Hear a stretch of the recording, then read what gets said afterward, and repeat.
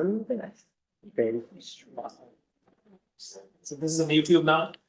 just about, yeah, that's actually why we decided to move all of the meetings to this room, because it has this capacity.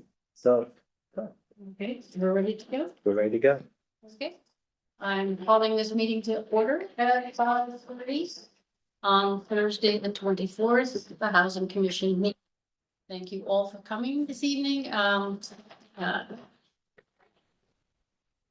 Do we have a roll call? Yes, we may. So when I call you name, please say present. First, Commissioner Heek, Present. Commissioner Das, Present. Vice Chair Coles, Present. and Chair Benson. Present. Currently, Commissioner Substitute Chair is not present, so we have 4 commissioners present. We do have a quorum. Okay. With that then, we will move on to approval of the minutes, which is agenda item number 1. And the recommended action is to approve them. So the main question is whether anyone has any comments on the minutes.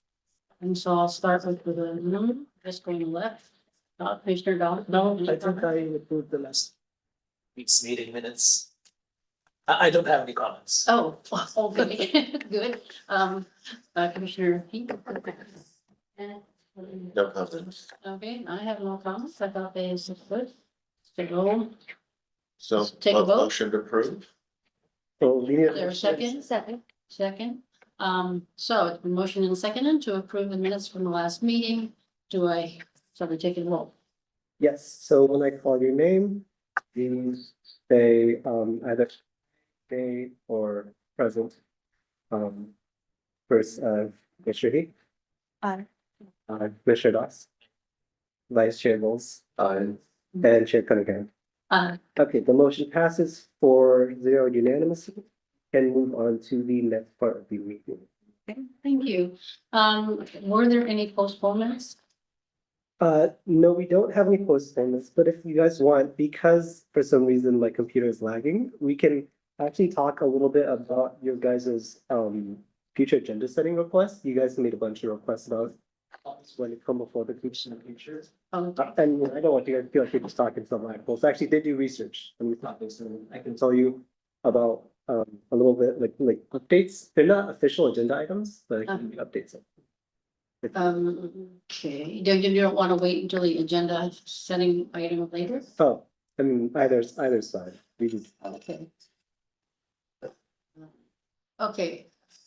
That's fine. I just not sure of the process, if you can just do that or not. And if you can, then that's great. Yeah, what we can do is for the future agenda setting portion of the meeting, that's when you guys can make further requests. And this is just kind of like on what you requested last time. Okay. I don't know, if you're not comfortable with that, we don't have to do that. Well, we might do it. Because we do have some business, we have some folks that are visiting, and if they want to move out to their Sure. item, then that's okay. Okay. So anyway, so the next thing we have is oral communications, which is of course separate from the action item. So I don't know if there are oral communications that anybody wants to make separate from the agenda item. Oh, so if we have anyone here who'd like to talk about something that's not agendized, you know, if you just like to speak to the commission, this will not be your time.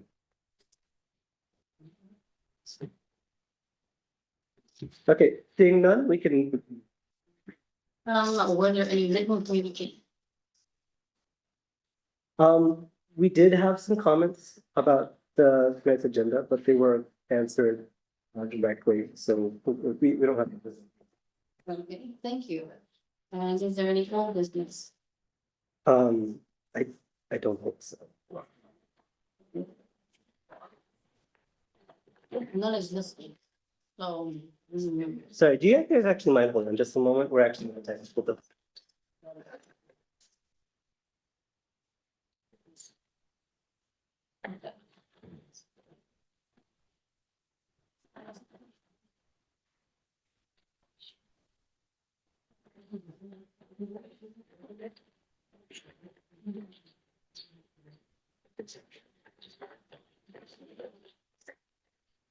So we do have some time constraints for some of our attendees. And since my presentation is not loading currently, I think I've run out of memory.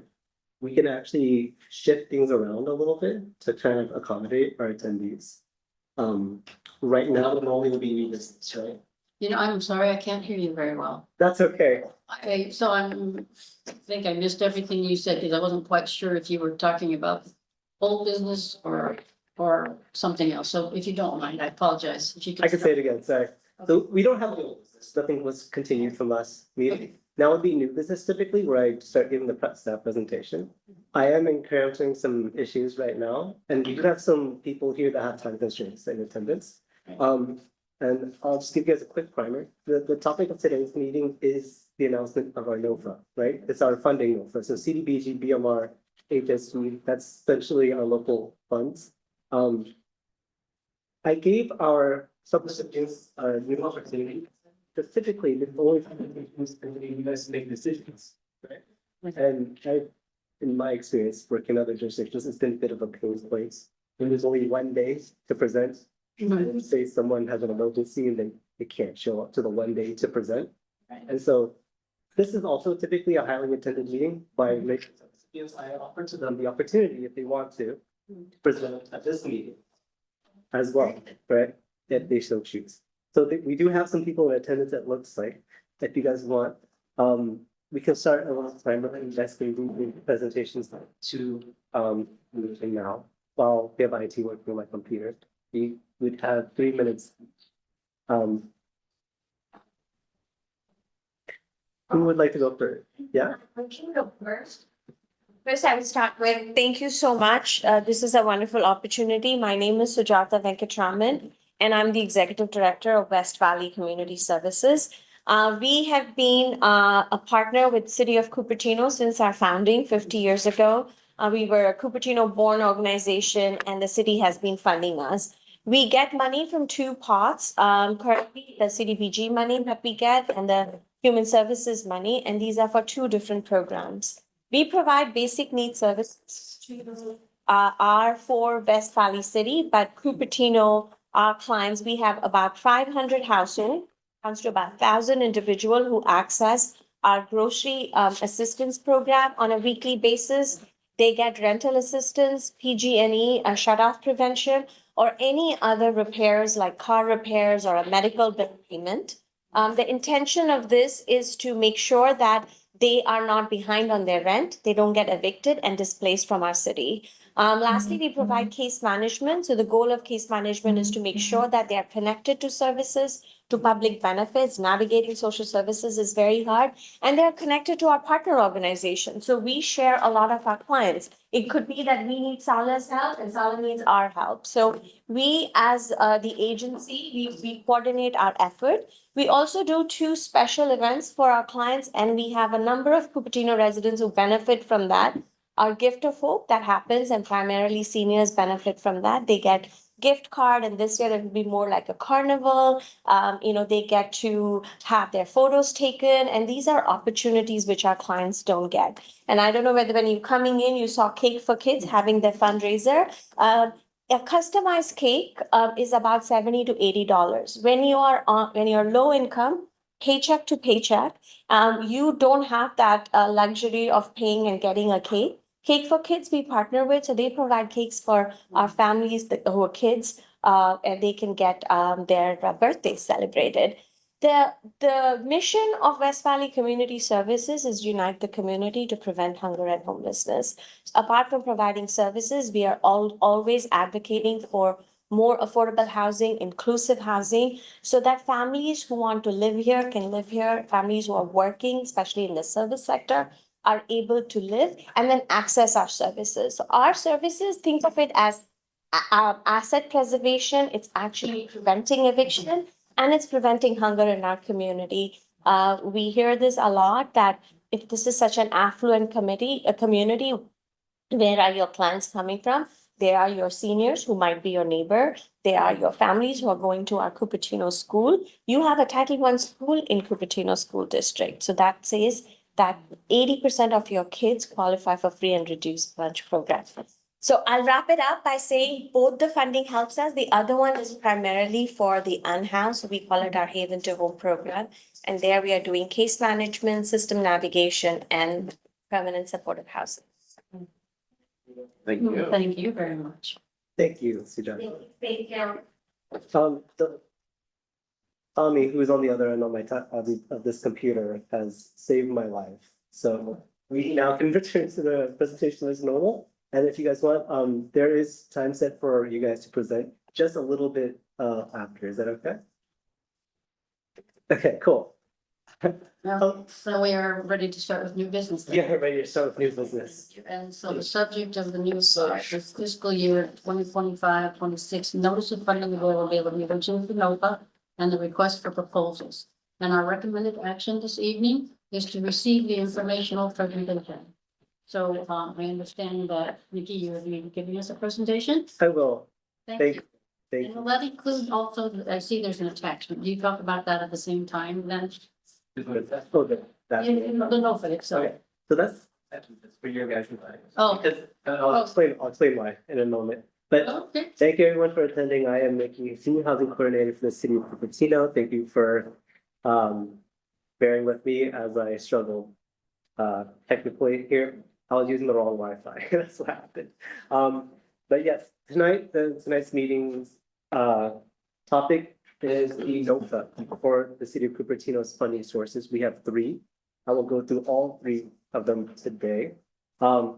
So the purpose here today is to let you guys know that very soon we will be opening the application period for all of our funding, starting with November 4th, 2024, closing February 4th, 2025. So just remember those 2 days, those are the most important.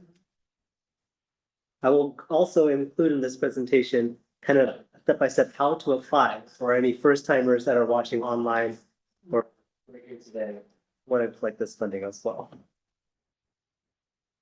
So as I said, there are three funding sources that are going into this NOFA. So even though it's one application, three different pots of money going into it. The first is our own local BMR housing funds, below market rate affordable housing. That's what we collect essentially from development applications as impact fees. And that can be spent kind of very loosely, anything that has to do with the acquisition, pre-development, development, construction, rehabilitation of low-income housing, right? But it also can be kind of the service directly connected to it. So administering it, right? Administering local or fair housing services, trying to fight housing discrimination. That can be in the BMR fund. Second is the community development block grant. This comes to us from the feds, right? The Department of Housing and Urban Development. And actually supposed to be a capital infrastructure grant for the most part, but it has a set aside within it 50% to go to low income public services, which many of you are recipients of. We create an annual plan for that funding in specific that is based on a 5-year long range plan. And so whenever we grade these applications, we're grading to see how well it meets the goals of that 5-year plan to go into our 1-year plan to go to you guys. Finally, we have the human service grant, which is the council's direction to kind of supplement the low income services fund, right? So that comes from local funds. That's just what they fund in order to bolster our low income services. So there's really two separate activities that are being covered in this NOFA, right? One is essentially affordable housing development, right? So there's land acquisition, new construction, building rehabilitation. That's one category of activities covered by this. And the other is the public service projects. That is services to low income populations of Cupertino. And that's very broad, right? That could mean fair housing, that could mean legal services, stuff for seniors, stuff for the homeless, domestic violence, right? General assistance, but anything that can be kind of geared towards people of low income populations, right? Things that go into housing development is typically a loan. You want to be able to recoup funds, build more affordable. It's very expensive to build affordable housing. The public service project grants, those are typically grants. We grant those for our nonprofit partners. Okay, so we have two funding sources that go into the capital housing ones. So that's our local BMR funds, and then that's our community development block grant funds, right? Typically for CDBG, you can't build new housing, but you can rehabilitate existing low-income housing, which is what we use CDBG for. That, the BMR fund is typically for constructing new housing. And then for our public service funds, again, we have BMR funding. That's typically for fair housing, so fighting housing discrimination, investigating complaints of housing discrimination. And then our CDBG public service funds, as well as the human services grant local low-income funds. That's really just to bolster the CDBG public service funds. They cover the same kind of goals. Okay, we just wanted to have more funding. So these funding amounts are accurate to the NOFA. If you guys are paying attention, right? So that'll be what appears when the NOFA, when it is released. It's not released right now. But our target population for in general, for all our public services, we have some priorities that were set in our 5-year long-range plan. And that's typically things that address homelessness, things that address seniors and disabled persons. But also in general, right? It could just be anything that affects the low-income persons and households. So the process, how do you apply? Citydataservices.net is the website we use for administration of our contracts. And that's also where we collect our applications. So citydataservices.net. There are going to be 3 public hearings that we have for this, not including today, right? Housing Committee will meet in March to do funding decisions. That's the other time that a lot of nonprofits come to meet to present. And then the Housing Commission will meet one more time in the spring for the annual plan draft, right? That's when, after they've made their decisions, I synthesize that into a plan for which organization gets how much money, and they vote essentially yes to approve or not approve it. And then finally, it gets finalized by City Council to get sent to HUD. This is a screenshot of citydataservices.net. So for some of you who are watching online, like that's what that website looks like. This is, if you've entered in the right address, you should go here. At the top, there's a login user. That's my login. You're not going to enter in that. If you're a returning applicant, you already have a login to Citydata Services, because this is where we do contract management. That's where you submit to us your invoices and your products. If you are a new applicant, that is your login and password, CUP 2025. I'm going to put this information on the website when the NOFA is officially released as well. But yeah, just having this for you guys here. So new applicants, that's your login and password if you want to apply. Once you get in, this is what the application will kind of look like. We're not going to go through every single point, but I will just kind of describe to you what we're asking for and why, right? So you're going to select, generally speaking, what kind of funding you're looking for. And then in the next area, you're going to be talking about like, okay, what are the low income like households you plan to serve? Like how many, right? Because what the commission is going to be voting on in March is essentially who's doing the most efficient use of funding, right? Because you can serve only maybe 10 or so households and you're asking for a lot of money. Perhaps it's not as good as using money people on certain budget households. Same amount of money, something like that. Something else we ask for is how well do your activities fit into our long range plan goals, right? You may be doing something that is very, very beneficial, but not something that was identified by this commission as a goal. Or perhaps you fit perfectly into a plan, right? This is where you can make that argument. And then finally, also budget. We need to see how that money is going to be spent to make sure that it is in fact going to direct services to assisting low-income households, and maybe not just being spent on overhead and admin, things like that. So important dates, today's date, right? This is the announcement of the NOFA. Tomorrow, it's going to be posted in the newspaper as well. So that's going to be our official paper posting. November 4th, the NOFA officially opens. So it's going to be posted on our website for everyone to view. The commissioners have a copy of that. So that's for like your kind of like technical review, right? To make sure everything looks okay.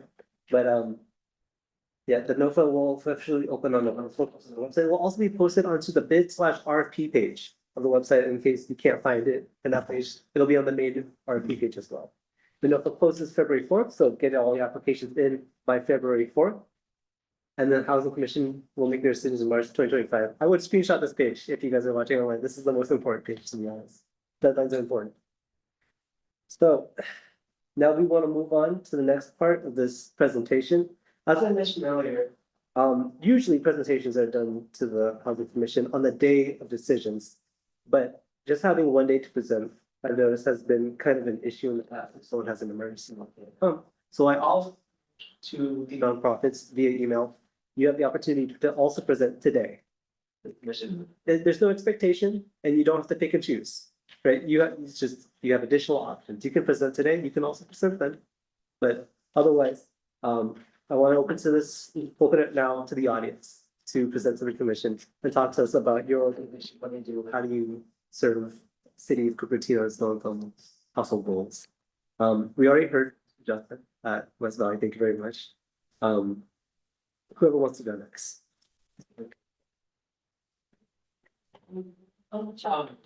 I have a question. So if we have any questions, we should keep for the end or Yes, please, yes, please. not questions to be questions for candidates.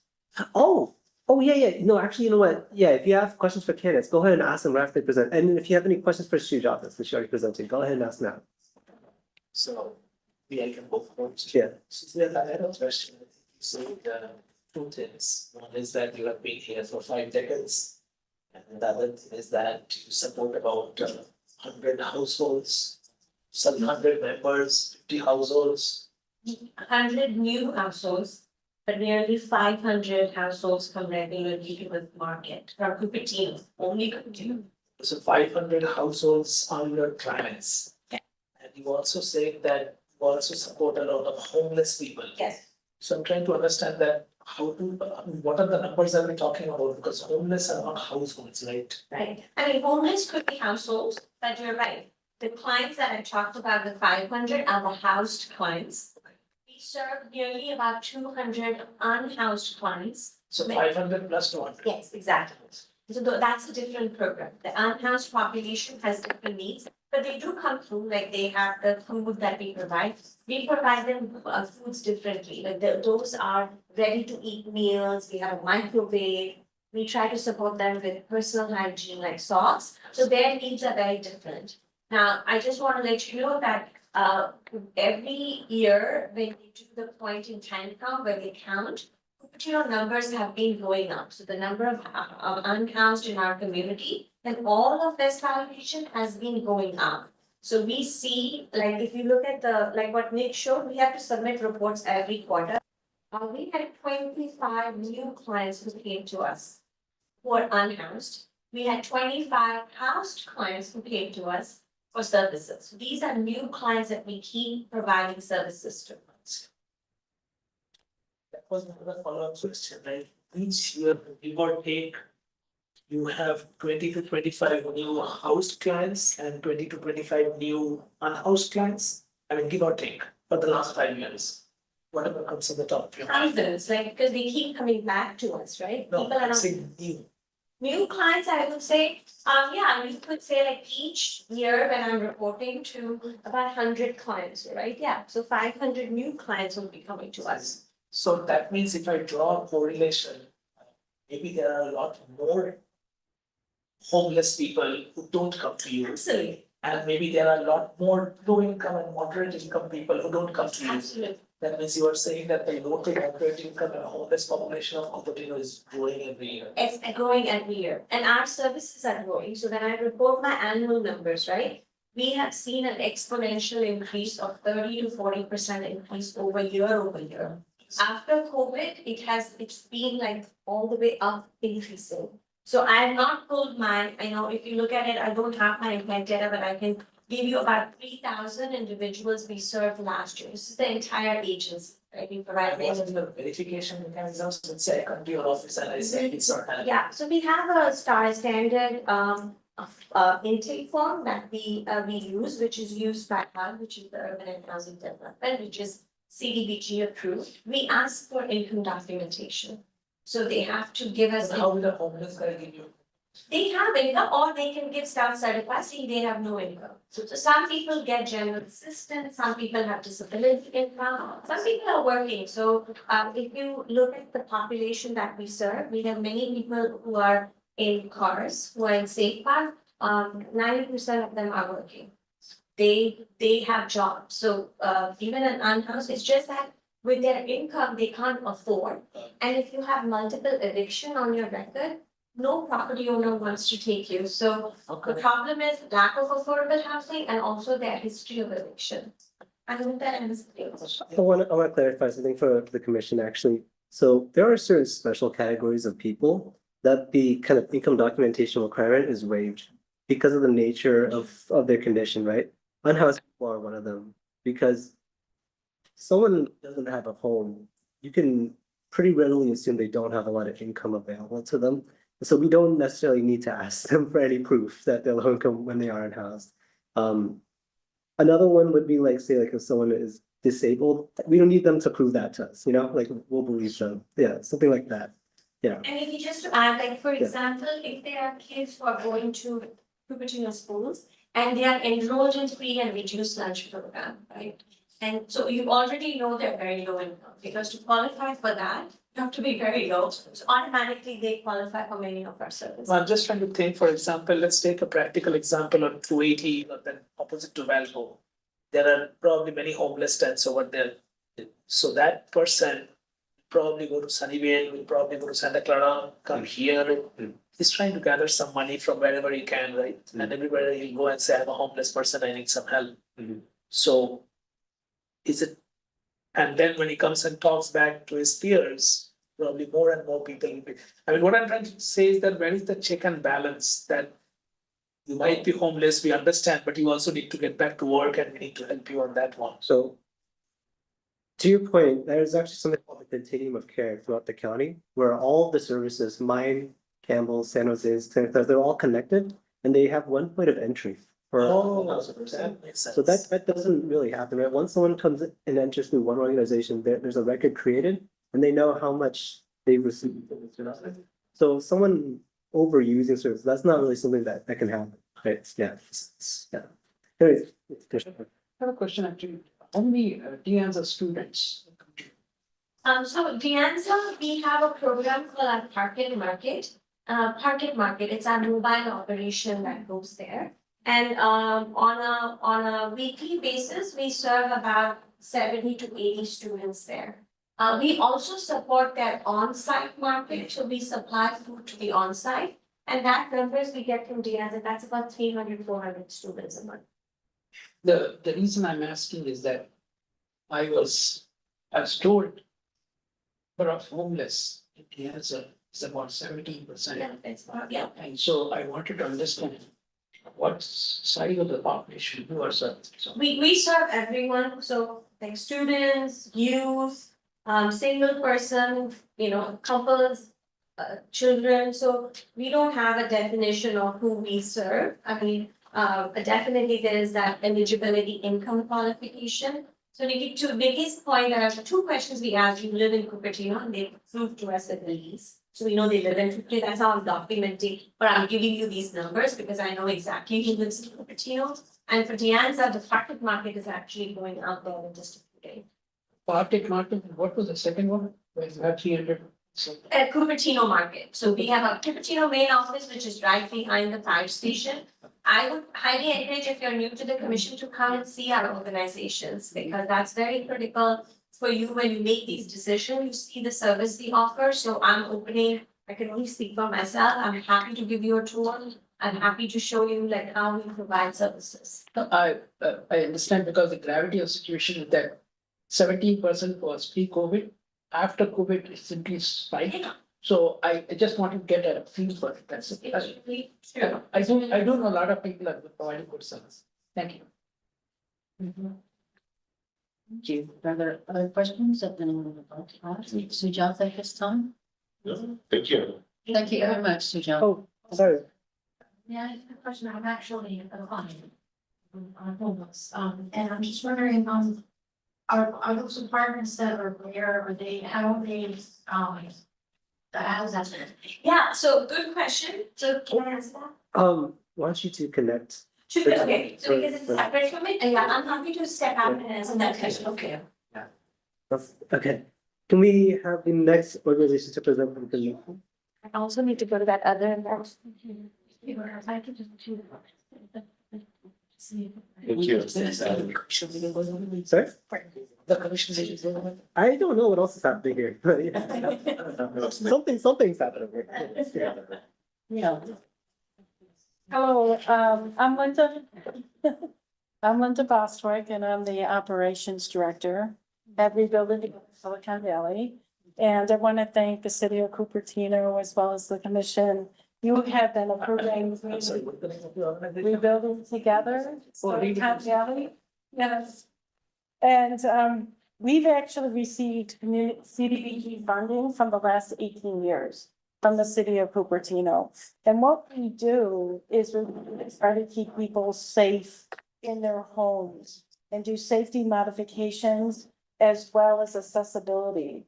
Most of the population that we deal with are below the 30, are around the 30% median income. So these are very low income. Many of them are seniors with disabilities. And so we provide critical repairs, minor repairs, so they can stay safe in their homes. Over the last 18 years, we have worked on 162 homes. And for a total 162. We did various repairs, whether it's a roof repair, whether it's replacing a furnace, whether it's safety modifications. You know, something as simple as a grab bar is so essential for people in their homes where they can stay and they don't have to lose their homes. And a lot of them can't afford these services, so they come to us. And we've been in business for well over 30 years and we're part of a national affiliate that does that. So the average income is around $37,000 a year that they make. And so we come in, and we do those critical repairs for them. As you know, it's proven that home preservation is the best way to and the most affordable housing option for many low-income households.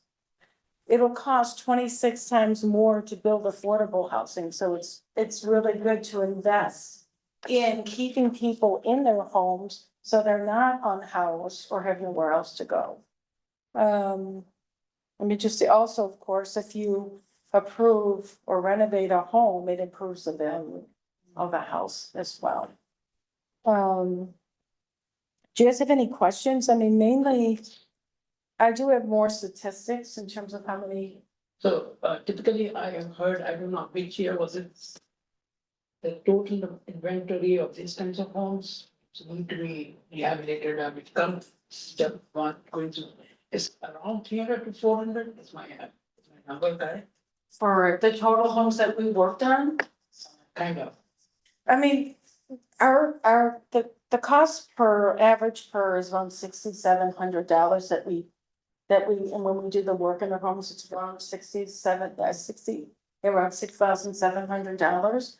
You have given us just shy of $1 million, so that's roughly about 162 households.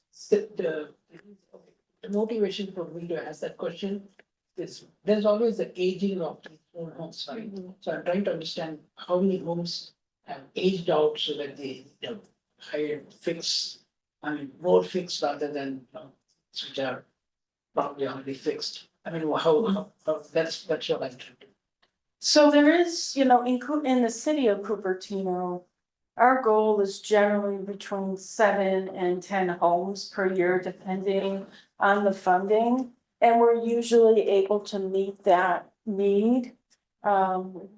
We work in other cities as well, where like in the city of San Jose, where the need is greater than the city of Cupertino. But there's definitely homes that we get enough applications that we're usually able to meet our goal, which is usually between 7 and 10. And again, it depends on the funding that we request. And we've completed well over 1,758 repairs in people's homes. So people are feeling, you know, safer in their home. They're also just feeling, it also affects the health of the person.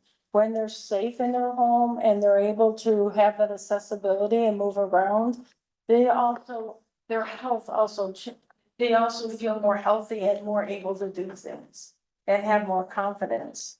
And so there is a correlation between that as well as the amount of money that it would cost if these services weren't available.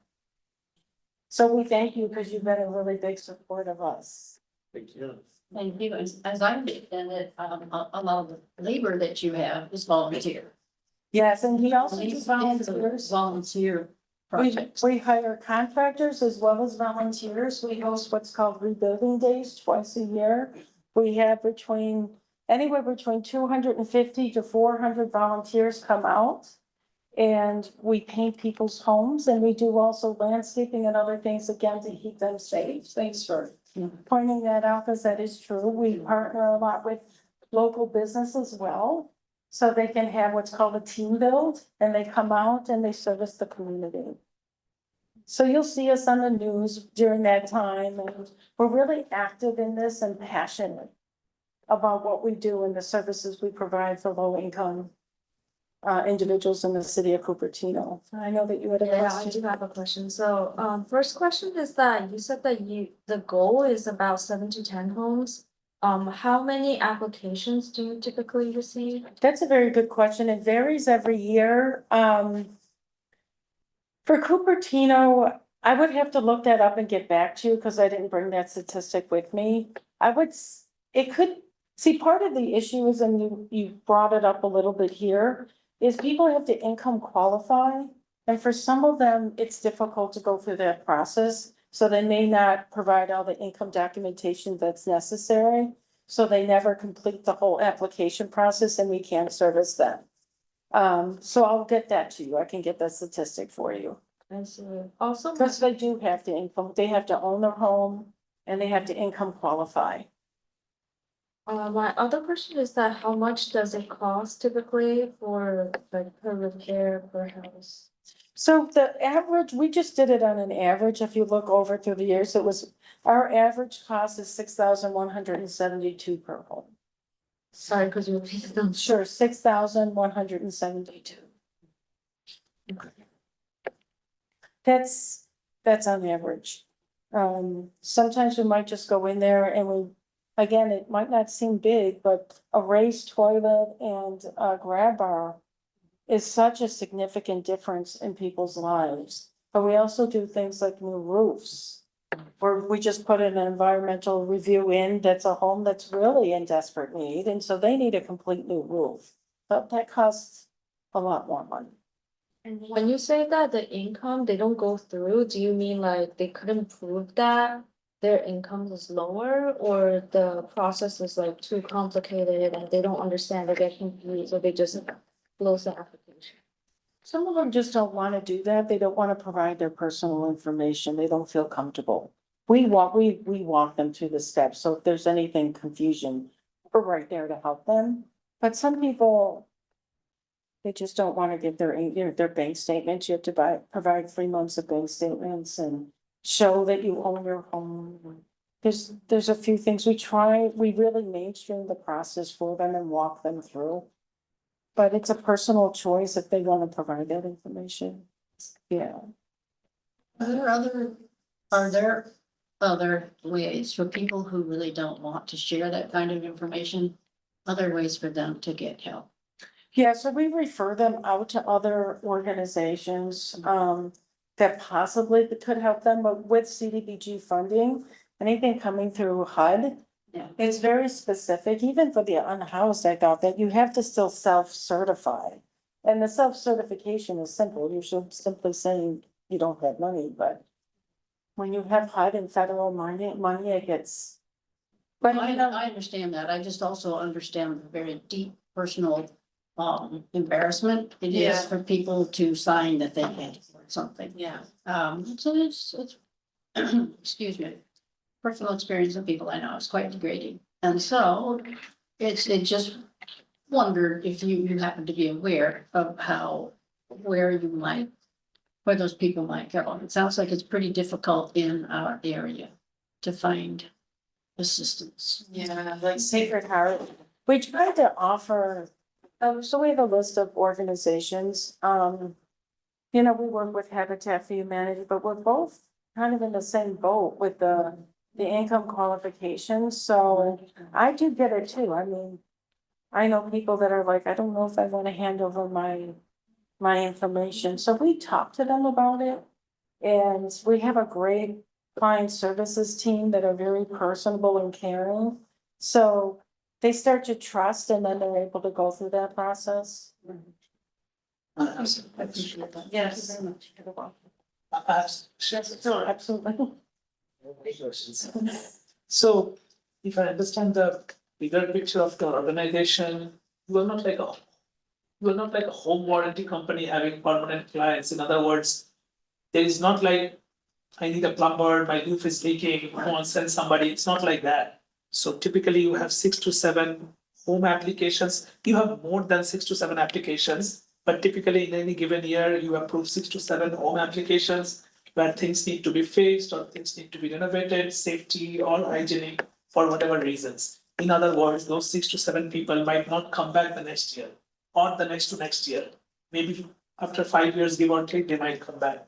So to do these 6 to 7 homeowner projects, what is the size of your paid staff? Like on your So organization? right now we have about 13 paid staff. 13 paid staff. 13, yeah. We also have 2 AmeriCorps members. I think we're gonna go up to 14 because we have, actually probably 15 because we have 2 open positions. So 13 paid staff, is it mostly about project management and case management? Or about a lot of them are actual contractors? So we have 2 technicians, so they do our safe at home projects. And we work in 6 different cities with CDBG. So city of Cupertino is one, San Jose is our largest. And then we also work with county, the city of Gilroy. We also work with Milpitas, Oh, so So- it's the same organization? same organization. And the dealing 6 with to all 7 of is these. only for Cupertino? Yes. Oh, yeah. So last year we worked on 285 homes total.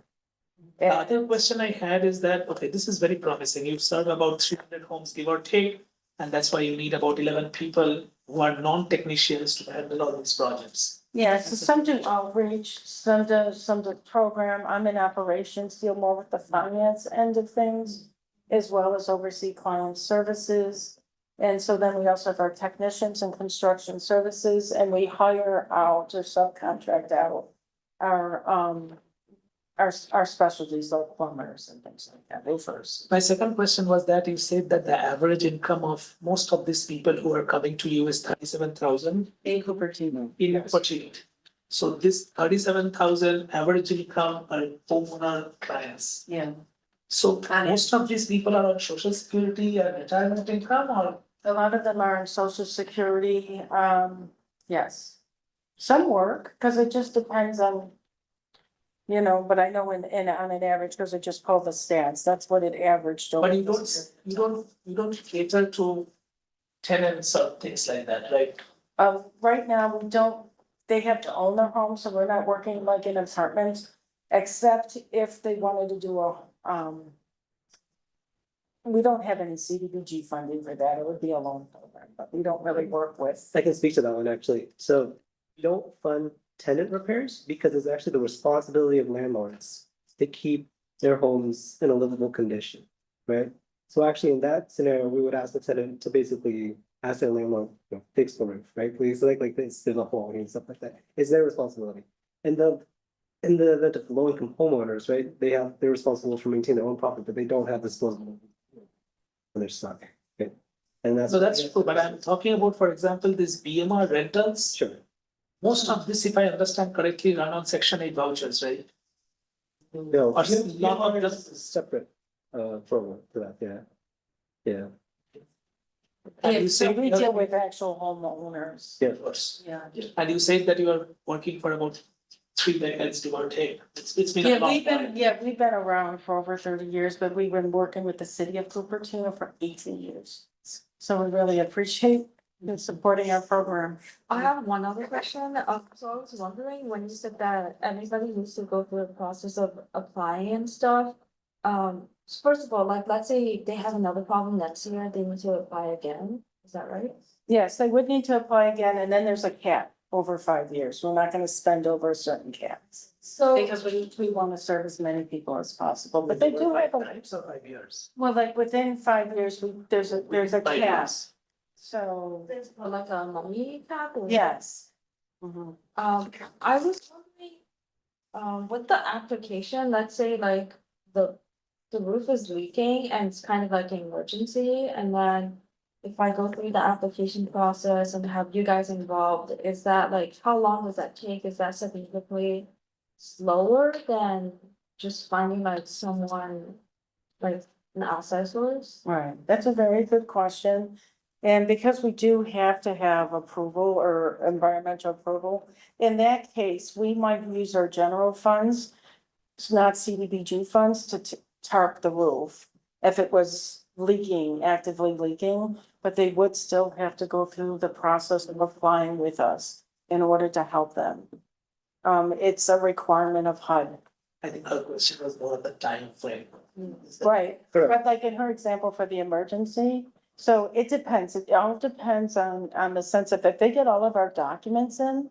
And we get the environmental review back within a reasonable period of time, we can do it anywhere from a month to 3 months, depending. Or it can even go longer than that because the person is taking quite a while to get their income documentation. And we do have a limit on it because you know, if they're not providing it, we just let them know they're always welcome to reapply. But there's a few factors, because the city of Cupertino has to approve. We have to get, first of all, we have to go out and do an assessment. And then we get bids, and we have to get a minimum of 3 bids. And then we have them sign a scope of work letter. And then it goes to the city to do the approval that they have to do an environmental review. And that's all after they've income qualified. So some cities, it could take 6 months because people are taking that long, or it takes a while, not from Cupertino. It could, it could Think take. of it as fast as the government rollout. Exactly. That's environmental review, let's take the example of leaking roof. Yes. Kind of environmental review is. So that's really getting into the weeds, but basically, it's a site-specific environmental review based on NEPA funding.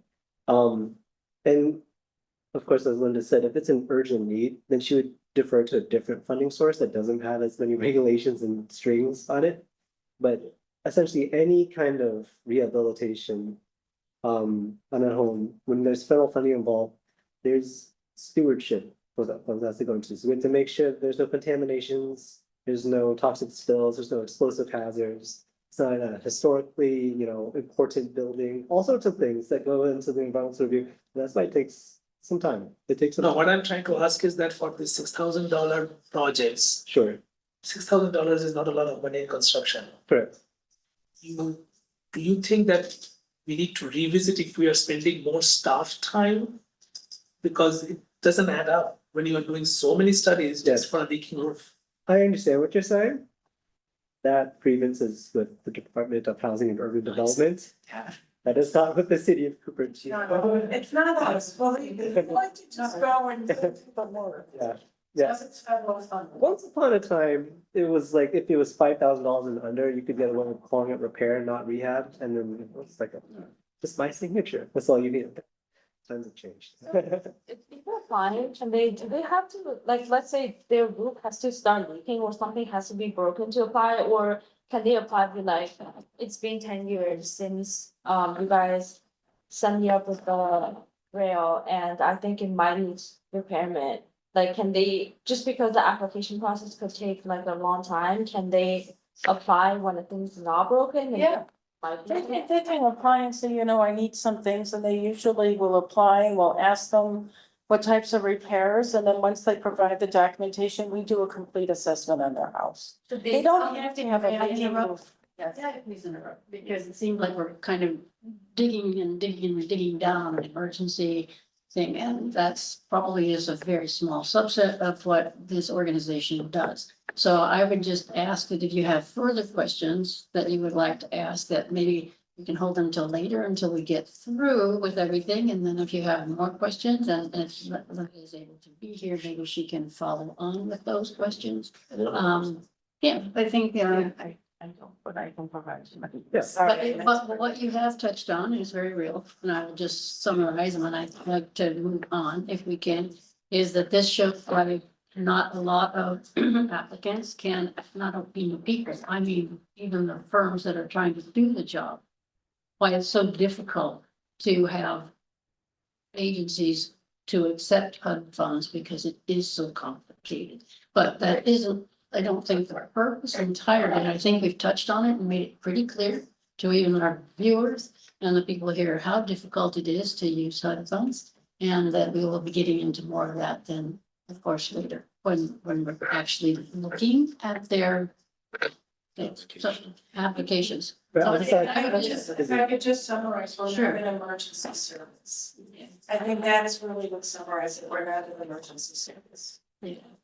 Also, I've listed it, so I can forward it all to you guys, and if you guys have some, in-depth questions about their process and their, you can actually send it to me directly and ask for questions. But you're right, it's time to move on to the next presentation, and I think we've had Sala, is that right? Sala, waiting patiently? Yes. Yes. May I indulge the commission and ask to sit? I'm 71 years old. Come on up. Although you guys are welcome to sit at the table. We're all sitting, Caught up here. Yes. I'm so sorry, but I just know. Capable of standing, especially if you have a lot of questions. Good evening. I'm Georgia Bastille. I'm the directing attorney of Senior Adults Legal Assistance, or SALA, as we're known in the community. We're a nonprofit law office. We provide free legal services to older adults, that is people 60 or older, throughout Santa Clara County, including here in Cupertino. And we target clients that are very low income or that are at risk of abuse or loss of their independence. We're a current human service grantee, and we thank you very much. We've been funded for many years. Your funding actually enables us to expand availability of our services here in Cupertino to your elder residents.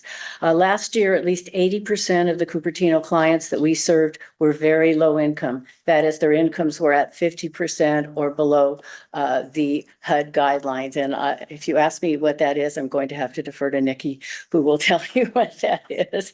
But Cannot afford Cupertino. no, definitely not. 57% were over 75 and 43% identified as having a disability. And these are factors under the Older Americans Act that place them at greater risk. We provide our services primarily at monthly appointments at Cupertino Senior Center. The Senior Center actually schedules our appointments for us, we're part of the activity schedule, and they provide a private room so we can meet confidentially with clients. We also provide services by phone for clients that are homebound, that cannot leave their homes, or if they have emergencies, they cannot wait a month or two to see us at the Senior Center. And those would be people facing eviction, or perhaps seniors that are being physically abused that need a restraining order. We address a range of matters that impact our clients' daily lives. For example, we assist clients that have legal problems with public benefits they rely on to meet basic needs, such as Social Security, SSI, Medicare, Medi-Cal. We're not helping them apply for those benefits. This is when they get denials, they get notices of overpayment, various problems that they have, identity theft, where somebody has stolen their identity and has applied for Social Security, and then they go to apply and they find out, oh, well, you've already applied. We just, a range of legal issues that come up. We also help clients that are worried about eviction, that are needing reasonable accommodations in their rental housing because of a disability, or clients whose housing is otherwise in jeopardy. We help clients do basic legal planning for incapacity and autonomy to help them age in place with powers of attorney or advanced healthcare directives, so they can appoint someone they trust now to step in and take over if they can't make decisions in the future. Private attorneys charge $400 to $500 an hour for those types of services. We do them for free.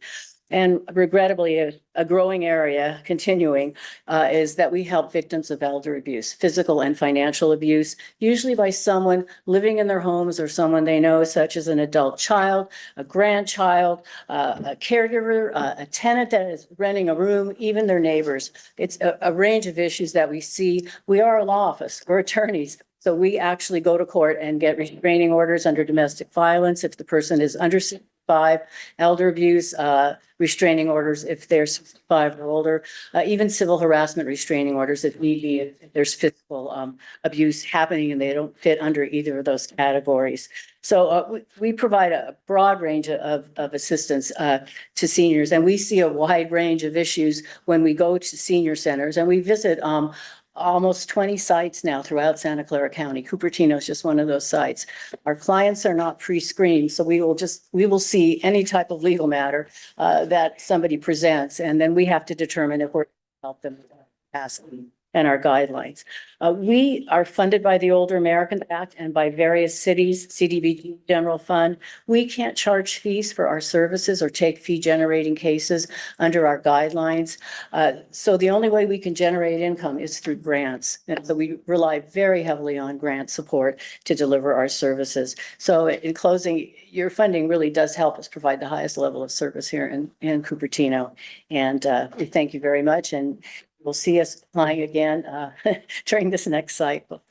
Thank you. Are there any questions? I have only one question. At what age, above what age does a client qualify, and do you have any income qualification? Very good question. We are funded by the Older Americans Act, which was established in the early 1970s. It funds all kinds of senior centers, senior nutrition, transportation, information and referral. And we happen to be a mandated service, legal services. So under the Older Americans Act, you have to be 60 or older to qualify. The other very interesting thing about the Older Americans Act is because it serves seniors, it is not an income-based program. So we cannot restrict services based on income.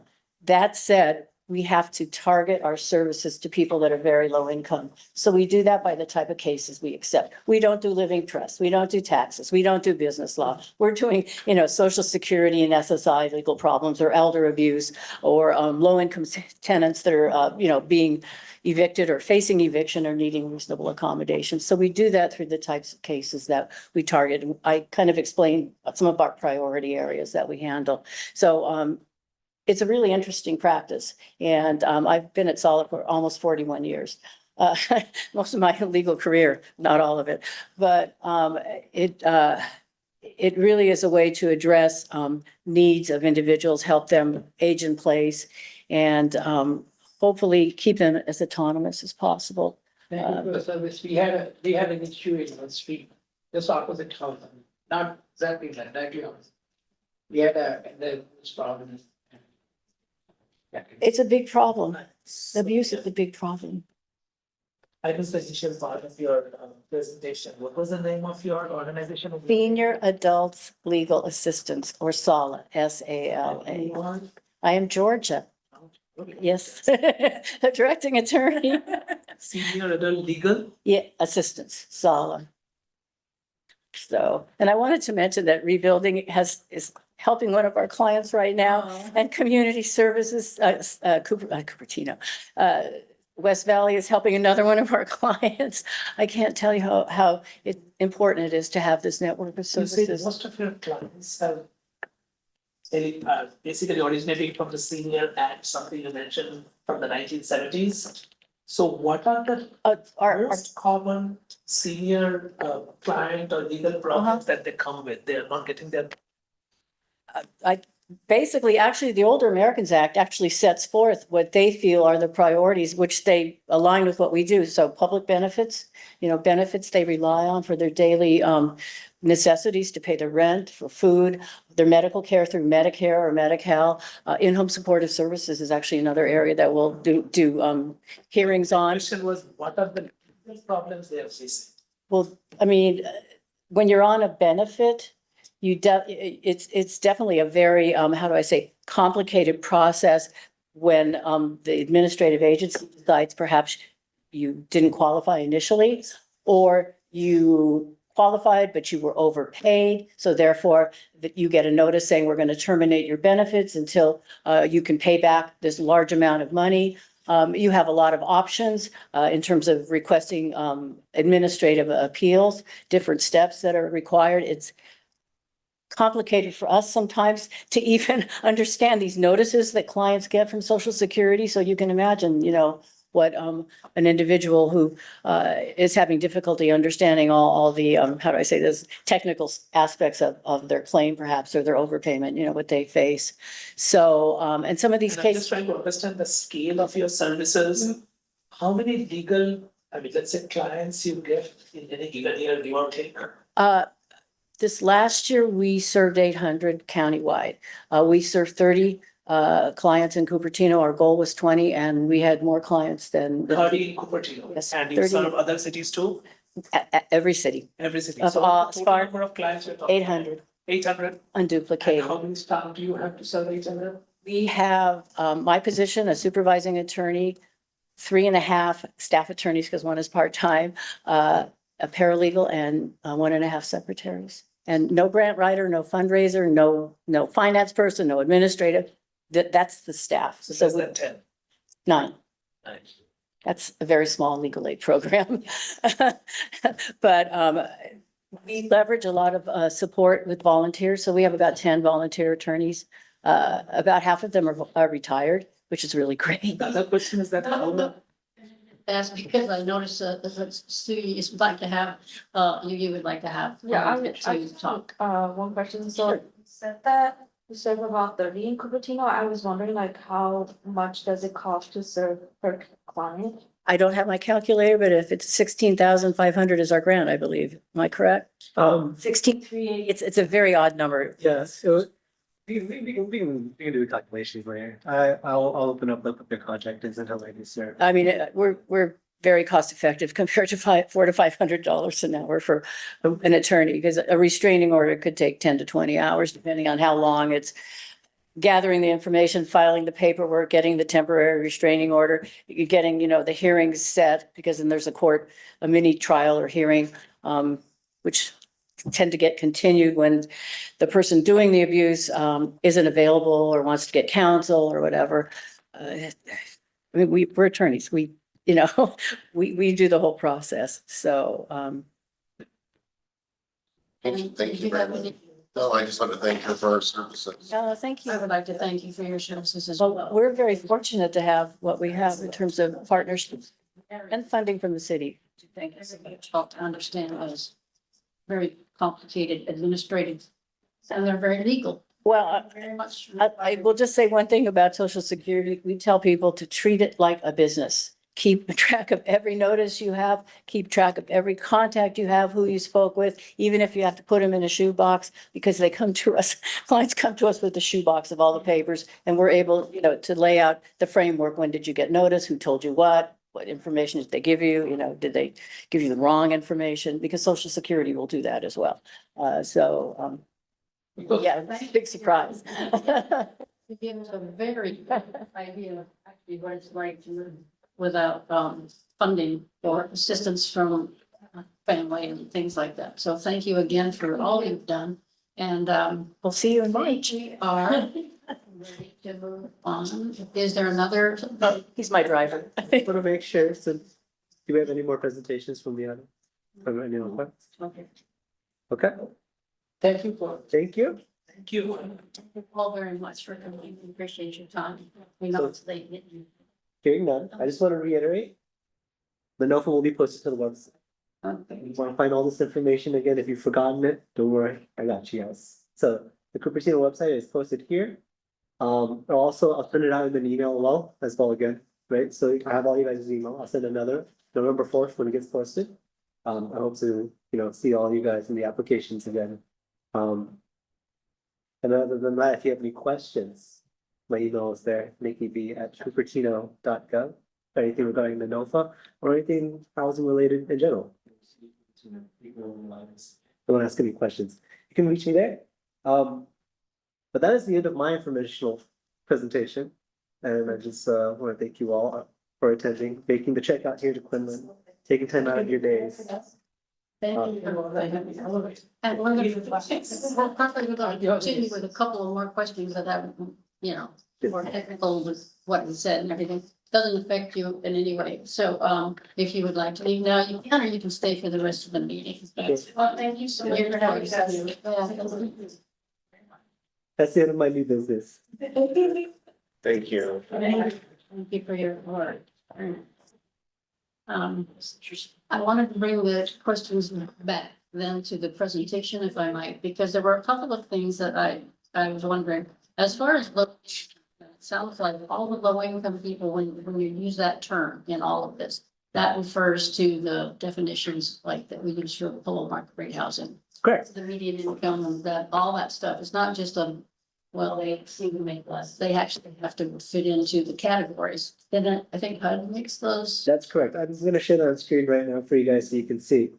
But yes, so HUD releases the numbers. It's based on your family size, and then there's different brackets. So there's low, very low, extremely low, and then ACB has recently decided to create one called acutely low. That's not released yet, but that's for people making 15%.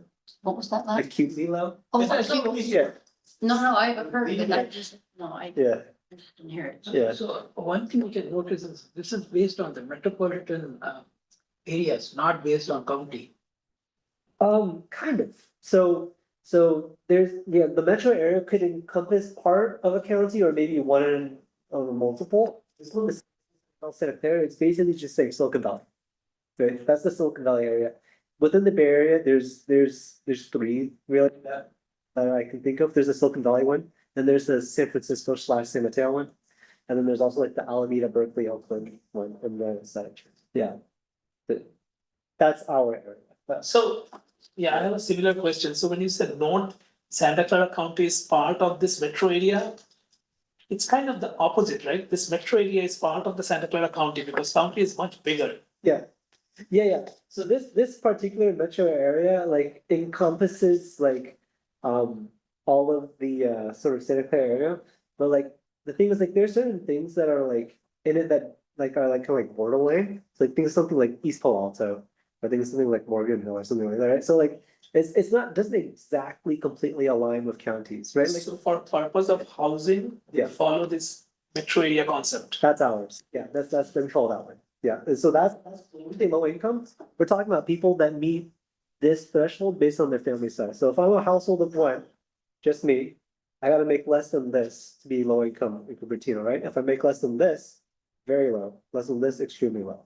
That's what we're talking about. And then if you have a bigger family, you have a higher threshold, right? You can make more, because kids are expensive, right? So that means I see a lot of places, low income. That means it's literally boils down to that number where one person, 100K plus, he's still low income. Well, that's technically the official limit, but as you heard from like Georgia, right? I know, Her- practically her- it comes down a lot lower. It's really like down here, and then when you start to get to Sujata's programs, right, we're talking extremely low income people, right? We're talking homeless people, so they're gonna be down here, right? Okay, that was what I wanted to hone in just a little bit, because we do use the term low income in a lot of this. And I didn't know if that was specific to only that, or if it does include the extremely low income. Oh, it's all the Sounds like it all the above, does. all the above. All the. Yeah. When you qualify as extremely low income, you also qualify as very low and low. Yeah. So that means that row that you showed, literally anybody who earns that kind of money can go to these people asking for leaking roofs. For the low income one, you can. They do also like, they have discretion, right, to pick what is like the biggest need, right? And so they will make the decision, because they get so many applications, limited amount of funding. So they're also stewards of that as well. Yeah. Okay, thank you very much for answering that question. Yeah. I appreciate it. Yes. And when you're talking about that anyone who is interested in applying can access the application online, anyone is really referring to organizations opposed to individuals? Correct. When you're providing public services to low income people, typically you're gonna be a nonprofit organization. Homes have to be. Registered, right? And that's something we check for as part of the application that they provide to us, their registered nonprofit identification number. If they want to apply for the housing development one, they'll submit their, registration as well as the company that does that. Yeah. And then I just have one other question on the write-up, which is, it's talking about the estimated dollar amounts. Of course, HUD will change theirs. Yep. But our city can change theirs. Correct. What is the process by which, that is done, or should it be something that we should be thinking about, advocating for additional funds if we think, say, for instance, they were talking about, each one of them talked about how it's increasing. Yeah. Increasing. And, so I just wondered how that is talked about during the budget meetings. And if this is a good time for us to even consider, making an advocacy for some, Sure. Chair, increase. could you just repeat what you said, because I lost the initial parts. Basically, Okay, she's that's asking, how do we okay. budget the I local was, funding? I was talking about how, we might ask for the city to increase the amount of money that they give into human services grants, which is our locally funded. The one which the city gives to this particular The one that the city gives, 50. right, Yeah. right, yeah, I don't think we have control over it anyway, but, we would have, and I was particularly noting that they each said how many more clients we'll continue to have. And I don't think I've seen that this amount that we provide from the city has gone up in any appreciable way. Is that a? So the three amounts that go to CDBG, as you did mention, Coastal Fed, we don't really have control over. The below market rate housing fund that goes into public services, we can really only use it for fair housing enforcement because of the stipulations of the fund, right? There's rules on what we can spend it on. And so for that one, we can really only use it for fair housing, which is, housing discrimination enforcement or investigation. The last one, human services grant, that was done by council direction. I Okay. think maybe during the time Carrie was the housing manager here. Okay, so several years ago. Exactly, and it's been slightly adjusted each year for inflation. Oh, is it? Okay. Yeah, so last year I think it was 125,000. This year bumped up just a bit to 129. If it is this commission's direction that you believe that there's a growing need, for additional local service funding, and you'd like to urge the council to increase that, that's something we can put on an agenda, right? That's something I can talk to, my directors about and ask them, like, what will be the process for that? I don't know it right now. But Okay, yeah. I can- But that's just Yeah. Going in question, Yes, which is, I'm not sure where it works, where we fit into the discussion of budget. The budget starts like nowish, it starts December, and then we goes forward. And so this actually seems like a good time to, bring up whether or not we should have even, well, based on the information that we're getting from the folks that provide the services, how much ought the city, not ought, but in my terminology, ought the city to be thinking about, increasing their assistance. sure.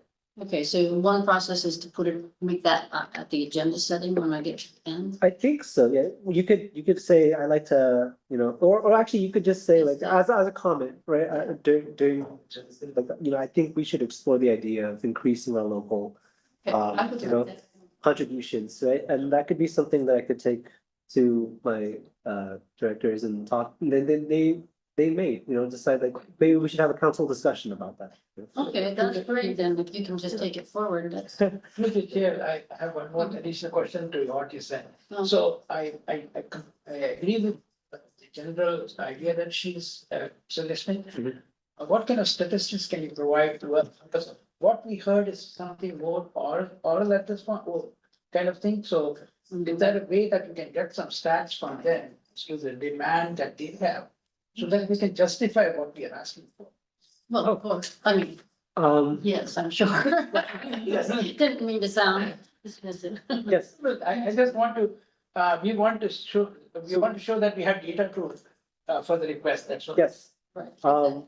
And you do, in fact, we had this meeting just last month called right, where we did Yeah, an annual report, and I kind of described to you, like, this is actually what they did, the money you gave them, right? And I showed, like, Yeah. 30 households got, senior legal services, and then 100 households got, homeless prevention services. So that actually, that is when you guys get that data every year, at September. If you're asking for actual data reports, I'm not sure how helpful that would be, to be honest, to your decision making The reason I'm asking you that, I tried to Google to find out no-file notices in the past, Sure. and I couldn't get it at the Cupertino site. Is there a way I can request for the no-file notices issued in the past? Yes, I can send you a pass over. Yeah, no problem. Not because I could only see up to 22. I haven't seen it earlier than that.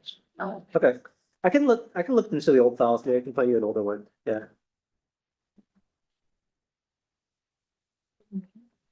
well, if that's all the questions then, I guess I can call the question. The other question I have, No, call the question. We make a motion to receive the position. That's what I was asking. can I just ask one more question? Maybe. Maybe Okay, yeah, go back. Yeah. So I'm very curious about this, the capital housing funds. Sure. So the question is that, I know that, the one which we receive as, what is called mitigation fees kind of stuff, that can be only used for certain purposes. Mm. And there are other funds which can be used for rehabilitation or something like that. So could you just talk about it for us? Yeah. Our BMR local funds, right? That was created back in 1992, I think. And basically what it was anytime there was a development application that had like, a lot of office or a lot of retail, that creates jobs. But when you create jobs, that, increases the population, more people coming in during the day, that offsets housing. So in order to kind of make a commensurate amount of housing, we tied essentially our BMR fund to the collection of fees of those developments. But the thing is, as part of the ordinance that created it, we can really only spend it on certain things, right? So that's acquisition of land for affordable housing, development of affordable housing, rehabilitating affordable housing, administering affordable housing. And so when you have something like, SALA, senior legal aid, which is very, very important actually for keeping, seniors housed, because they can face a lot of discrimination actually in, long-term care facilities. That technically doesn't fit within our local BMR like regulations of what we can do with it. So that's why we have something like our HSG services, right, to fill that in, right? Because it's a need that it's filled. But yes, there's really only like 10 things that can be done technically with our BMR funds. And then there's mostly just building housing, essentially. Yeah. okay, Yeah. thank you very much. And does anyone want to call? I'm calling. Oh, sure. Yeah, go ahead. Okay, I second. Okay, thank you very much. And so can we take a vote? I should mention, by the way, there's no decision being made right now. Are you just calling to close the action? Yeah, essentially? that. Okay. you close it off. Excellent. All right, in that case, so it's Bolzay followed by Tatachari for second and motion and second. Okay. No, just to accept the. Yeah. Excellent. I'm going to call roll. Please say aye, nay, or present. Commissioner He, Aye. Commissioner Das, I, Commissioner Tatachari, Aye. Vice Commissioner Bowles, let's say Vice Chair Bowles, sorry, Aye. and Chair Cunningham. Aye. The motion passes 5-0 unanimously. Thank you.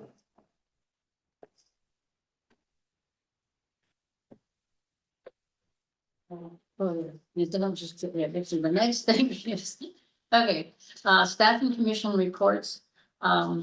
I can say, that there was no mayor's meeting in October, so there's nothing about it. That's, and are there any other commissioner reports? I do want to say something. So I attended the city council meeting, I believe it was last week, and there they had a case study for like homeless population in Yes. Cupertino. And I find it really interesting because I remember in that presentation, we talk about how the homeless population in Cupertino has dropped in the past year or two. They show like an increase in COVID, but then 2 years ago, the number dropped. And it was kind of surprising for me to hear from our presenters today saying that they get a 30 to 40%. That's a big increase, homeless population that comes to them this year. Mhm. So that data kind of brings a inconsistency in my mind with what the city council Is that a point in time? I can. Is that a I can point? speak to that, Yeah, actually. Oh, I'll let. So, she services the entire county, and she probably got a little mix up right there, because she was probably thinking about county-wide figures as opposed to Cupertino figures, right? But it has overall increase in the county wide, which is where she serves. In fact, in some cities, it's, No, my question was specifically for Cupertino. yeah, And she said about 25 more clients in Cupertino this year, right, and yeah, 25 more clients in Cupertino last year. yeah. And then I tried to draw correlation to the actual number of people who are increasing. I think maybe she's not that up to date with the data, but what the council presented is probably more accurate. Yeah, So- that's a pretty Yeah. tough question to answer. The number of homeless people is Yeah. a pretty soft figure no matter, because there's a point in time that is done every 2 years. So it's, yeah, it Point depends is that how on, you- so I didn't hear that, So that but, was the main thing. but I think, that's interesting. an appropriate We're question not should have been expecting asked. that. so the question that it's not a question for you, but I think when city presents some data, we need to know how do they collect that data? Uh-huh. That I information agree. is what I'm saying. It's very hard. Because I know for sure that most of the people who have park vans and who are, studying in De Anza, they are actually staying in their own cars, and there are people, so. But that's surprised me. You say 17% are Yeah, homeless. I heard this and I got shocked. It's been an ongoing problem and increasing every year, The thing is, since I came to the council.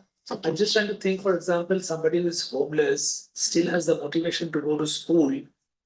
It's very hard. He will probably look out for food more than school. It's correlated, right? Because when you spend all your time trying to educate yourself, that cuts down on your working hours. It's connected, right? And then you can't make as much money for yourself. Yeah, it's very difficult. Student homelessness is a real thing. It's very rare. 17%. 17, right? 17. I was You shocked. mean De Anza College, let's say, has No, 40,000 I was students. talking to the Foothill De Anza College president. There was a lady who was the head of the Foothill College. I was trying to ask her. And she gave me that statistics. Maybe, I couldn't believe it. I don't want to go into any Of wrong course, things, she's but not maybe a getting- lot of them put that in their application form to get financial aid. No, it's not that. What happened? People come. Okay, That's okay, okay. okay. I have to ask you all, calm down, and we heard your question, and thank you very much for it. And are there any other commissioner reports? No. Okay, and then we have staff reports. I have this. I just attended the housing last meeting. Oh, yeah, I did too.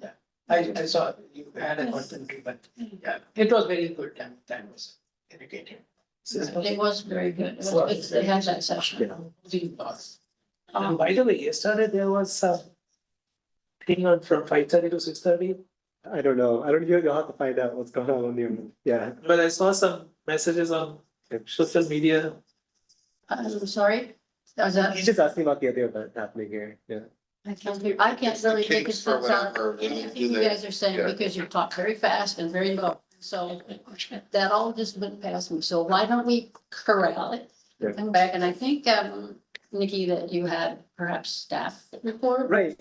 You guys had a bunch of items on future agenda setting, and I didn't want to just, take it and not report back. There are some things to report. They're not really agenda items. There's nothing to vote on. But I can give you guys updates, right? So Vice Chair Goals last time asked that there be some updates on, what we're doing in terms of unhoused prevention at a regional level, right? And I can report back that actually we are working with the cities of Canada, also Saratoga, a feasibility study right now for how we can do increased services in different facilities for the unhoused. We're not taking the point lead, that's Campbell. They've dedicated about $100,000 to the effort, but we are joining in with them as part of the study, and we are kind of in the process right now of actually selecting, so we're very excited about that. And then also we continue to take part in, the county sort of continuum of care. First, we have another point in time thought happening in January 2025. Always looking for volunteers if you guys are interested. That's actually how we collect data on what is the homeless count, throughout the county.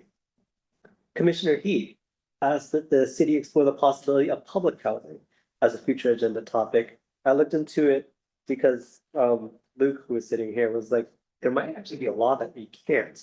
And I looked into it and it's true. It's great.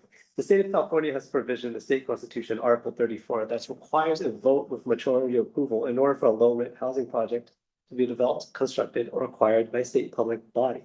Which means essentially it has to be like a November election item. Anytime there wants to be a public housing, which kind of, really hinders it as an action that a city can undertake on its own. So that's why there hasn't been any. So now we know. Commissioner Tatachari asked that there be some updates regarding the city's facility condition assessment report included into agendas. I looked into it, with the, capital improvements manager over in Public Works. Generally speaking, it's not part of the purview of the Housing Commission to kind of review how that report gets made. They kind of do that on their own with the city council. However, it will come back, right? It is what we use when we do funding for capital improvements and facilities improvements in particular. And so when that happens and, the commission here is determining priorities on public funding, we will have that report come back and that will be trying to, grade priorities for public infrastructure funding.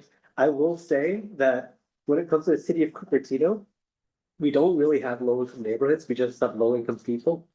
And so that kind of hinders our ability to do public infrastructure, because typically when you want to spend money intended for low-income populations on infrastructure, it has to be in a low-income neighborhood.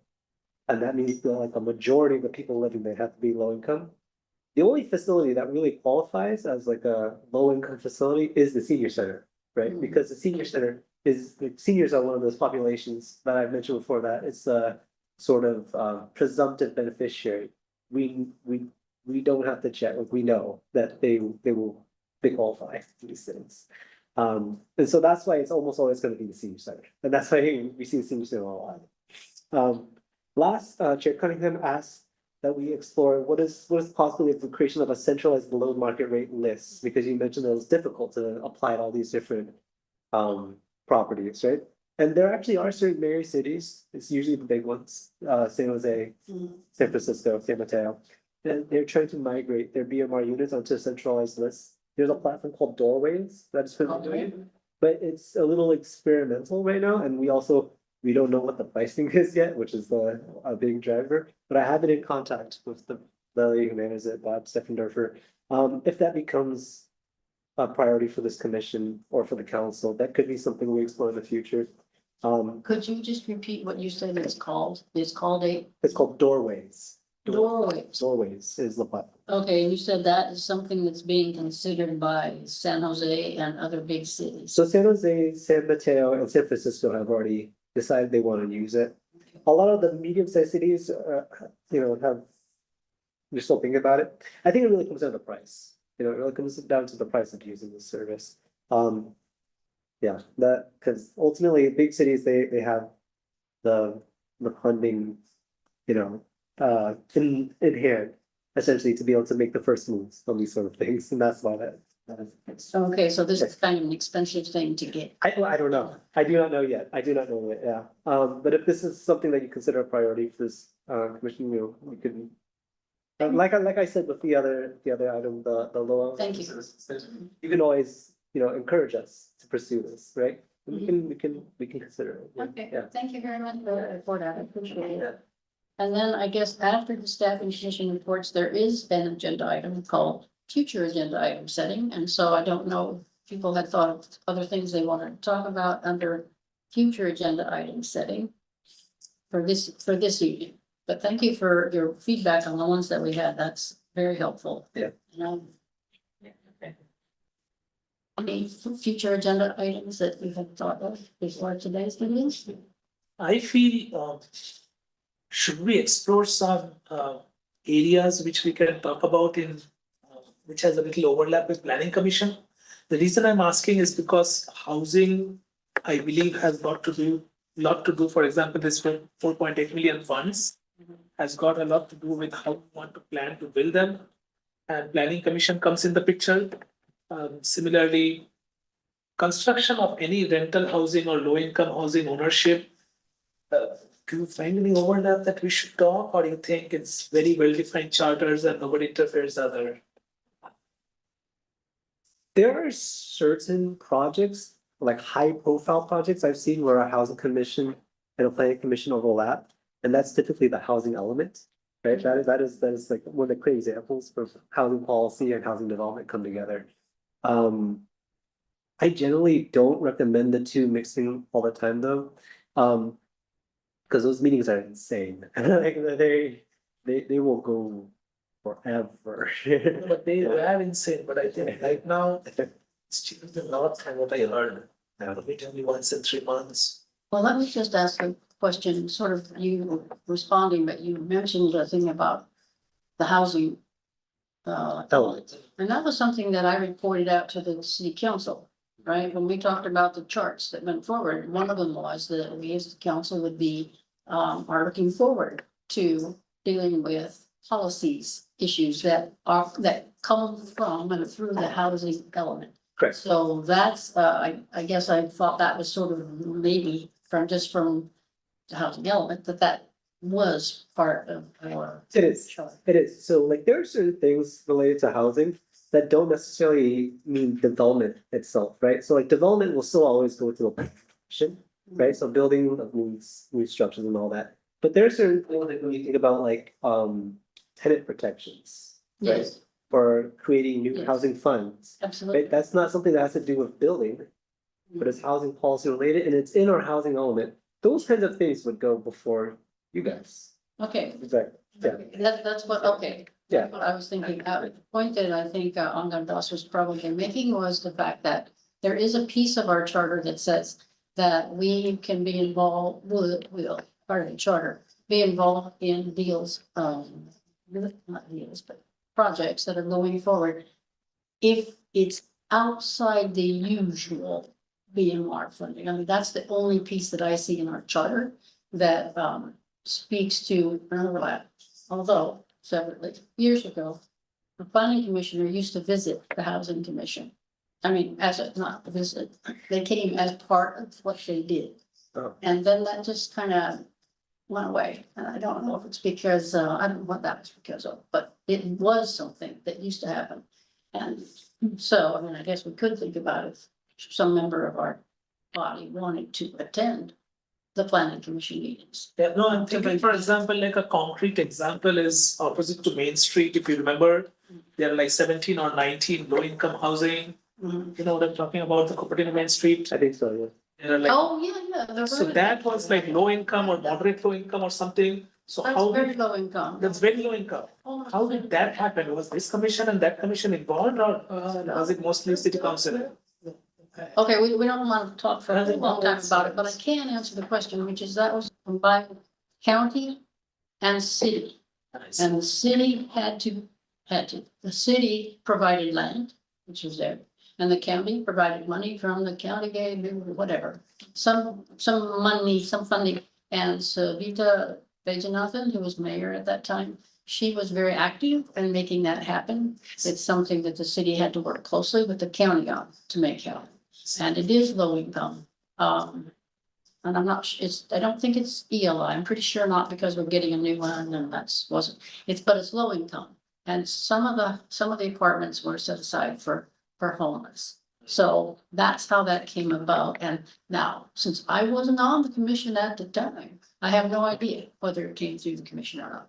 But I saw it, when it came to the council as a resident. So I do want to go back to your question about, whether we can discuss some of the policies from housing commission Right. related to housing element. Yeah. So my question is that I do understand there's a clear distinction between what the planning commission does and housing commission does. But as far as the policies which are related to affordable housing, Mhm. do we have a say in that matter in terms of when the housing element is developed to? Right, that's Contribute exactly. to it. Yeah, that's fair. Exactly That's the fair. Yeah, that's fair. So when A good way to think of it is this is housing policy and programs. And they're like building. You're like they're like the actual construction. happening, but this is like the policy and the programs. So this will be a part of, one of the meetings we have, will be agendized that as a part of, meeting. I think that as we, if, like, as we do an action of the housing element, if there are new ordinances, policies, programs that need to be created, yes, that will be brought forth this commission. Yes. Nikki, aren't you bringing one in December? Well, exactly, right? I don't Yeah, have- but I mean, of this very topic that we're Right, talking about. yeah. It's policy to do with the housing elements. Exactly. specifically. Yeah. And that's so, I think the answer is yes, but Yes. we just maybe need to know more about like, and how does that work? How will the city be coming to us to get our input on it? That I think. It's very similarly to, I think, the plans here, where it's like you either recommend or not recommend approval. Mhm. And then Right. from there, it can go to council essentially on a consent calendar. So anyway, in December, there's a chance that we'd be, because there's something else that's in December as well. There's two topics. Yeah, two potential topics. One of them is confirmed, which I can talk about, is development of our long range consolidated plan, right? We reached the end of our 5-year cycle. Oh, the findings. For our CDBG, so we have a consultant coming on board to do outreach, housing, economic, demographic studies in Cupertino to decide what are the emerging priorities, right, of our funding for the next 5 years. And they will be presenting the preliminary findings on that day, December 19th. Thank you very much, by the way, for being flexible. I know it was very hectic to schedule that. I appreciate you guys very much for working with me. The other one, I have to wait basically on the direction of, my management directors on the results essentially of the election to see what. Could you speak up and? I think it was- Lord, I didn't hear it. Yeah, for the other item, I'm gonna wait to see the results of the upcoming election, Oh, okay. to see what will be our proposal, right? Cause that will help guide us on Right. feasibility of proposals. Okay. And that's all I'll say there. Yeah.